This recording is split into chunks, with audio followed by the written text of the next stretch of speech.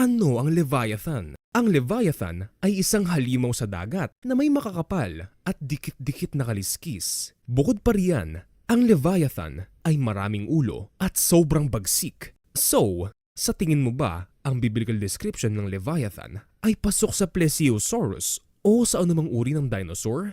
Hindi, di ba?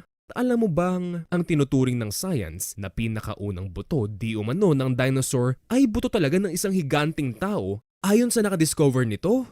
Since then, ang mga paleontologist ay nagsimulang maghukay sa iba't ibang lugar sa buong mundo upang maghanap ng mga malalaking buto at i-claim na ito raw ay buto ng dinosaurs. So, tila ba sinusubukan nilang i-cover up ang existence ng mga higante? Dahil kapag nalaman ng mga tao na totoo talaga ang mga higante, ay lalo lamang nitong mapapatunayan ang authenticity ng Biblia at ang existence ng Diyos. So, kung hindi isang dinosaur ang Leviathan, ano ito? Kung titignan natin ang paniniwala ng ancient civilizations, sila ay naniniwala rin sa isang sea creature na tugma sa description ng Biblia sa Leviathan. Iba nga lang ang tawag nila dito.